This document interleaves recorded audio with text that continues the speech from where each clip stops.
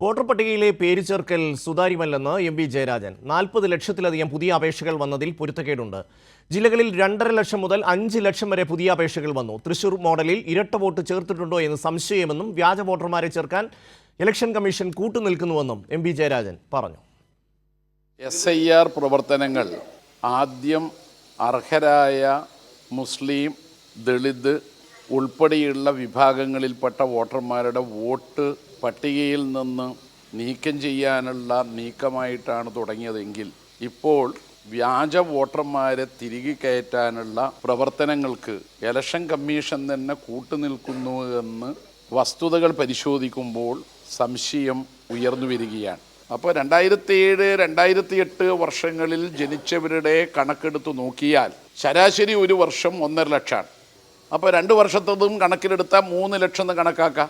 പക്ഷെ വന്നത് 40 ലക്ഷമാണ്. അതെങ്ങനെ വന്നു?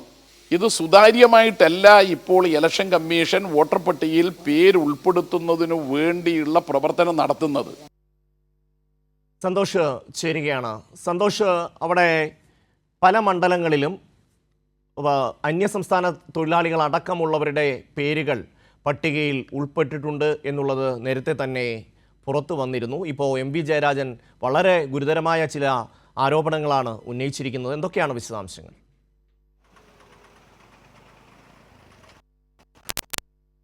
ഷമ്മി, കേരളത്തിൽ ഉടനീളം എല്ലാ ജില്ലകളിലും പുതിയ വോട്ടർമാരെ ചേർത്തതിൽ വലിയ ക്രമക്കേട് നടന്നിട്ടുണ്ട് എന്നുള്ളതാണ് CPIM ആരോപിക്കുന്നത്. ചുരുങ്ങിയ നാളുകൾക്കുള്ളിൽ, ചുരുങ്ങിയ മാസത്തിനിടയിൽ സംസ്ഥാനത്ത് 40 ലക്ഷം പേരാണ് പുതിയതായി വോട്ട് ചേർക്കുന്നതിനായി അപേക്ഷ നൽകിയത്. ഇത് വലിയ ഒരു നമ്പറാണ്, ഇത് ദുരൂഹമാണ് എന്നുള്ളതാണ് CPIM സംസ്ഥാന സെക്രട്ടേറിയറ്റ് അംഗം കൂടിയായ എം ജയരാജൻ ചൂണ്ടിക്കാട്ടുന്നത്.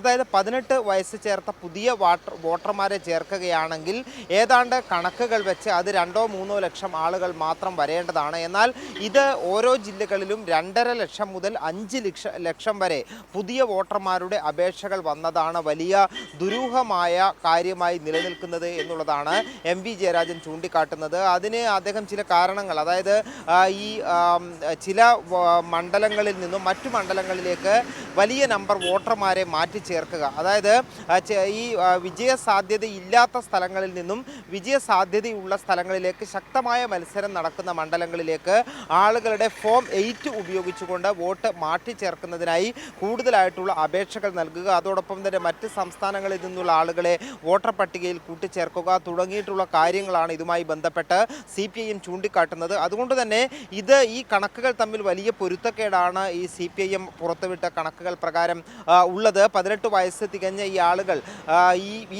ഈ വർഷം അല്ലെങ്കിൽ അതിന് തൊട്ട് മുൻപ് വർഷം 18 വയസ്സ് തികഞ്ഞ് പുതിയ വോട്ടർമാരായി ചേർക്കേണ്ടുന്ന ആളുകളുടെ എണ്ണം പരമാവധി അങ്ങനെ വരികയാണെങ്കിൽ 3 ലക്ഷം 4 ലക്ഷം മാത്രമാണ് വരേണ്ടത്. അതാണിപ്പോൾ 40 ലക്ഷം എന്ന് പറയുന്ന വലിയ നമ്പറിലേക്ക് വന്നിട്ടുള്ളത്. അതുകൊണ്ട് തന്നെ ഈ പട്ടിക അടിയന്തരമായി പ്രസിദ്ധീകരിച്ച് അത് രാഷ്ട്രീയ പാർട്ടികൾക്ക് പരിശോധിക്കാനും അതിൽ തിരുത്തലുകൾ ആവശ്യമെങ്കിൽ അതിനുവേണ്ടിയുള്ള നടപടിക്രമങ്ങൾ സ്വീകരിക്കാനും തയ്യാറാകണം എന്നുള്ളതാണ് CPIM ആവശ്യപ്പെട്ടിരിക്കുന്ന ഏറ്റവും പ്രധാനപ്പെട്ട കാര്യം. ഈ രീതിയിൽ സാധാരണഗതിയിൽ BLOമാർ ഓരോ സ്ഥലത്തും വോട്ടർ പട്ടികയിലേക്ക് അപേക്ഷ വന്നു കഴിഞ്ഞാൽ BLOമാർക്ക് അത് പരിശോധിക്കാനുള്ള അവസരം നൽകി BLOമാർ കൃത്യമായ വേരിഫിക്കേഷൻ എല്ലാം നടത്തിയാണ് വോട്ടർ പട്ടികയിൽ ഈ വോട്ടർമാരെ ചേർക്കുന്ന പ്രക്രിയ സാധാരണഗതിയിൽ നടക്കാറുള്ളത്.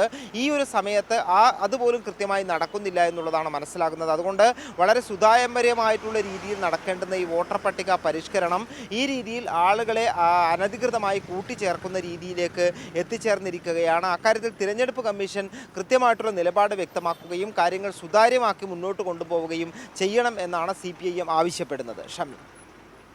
സന്തോഷ്, കണ്ണൂരിലെ കല്യാശ്ശേരി അടക്കമുള്ള ചില മണ്ഡലങ്ങളിൽ ഇത്തരത്തിൽ വലിയ തോതിൽ ആൾക്കാരെ ചേർത്തിരിക്കുന്നു എന്ന വിവരം കഴിഞ്ഞ ദിവസം KK രാഗേഷ് പറഞ്ഞിരുന്നു. എങ്ങനെയാണ് അത് ശ്രദ്ധയിൽപ്പെട്ടത്? എന്താണ് അതിൻ്റെ വിശദാംശങ്ങൾ?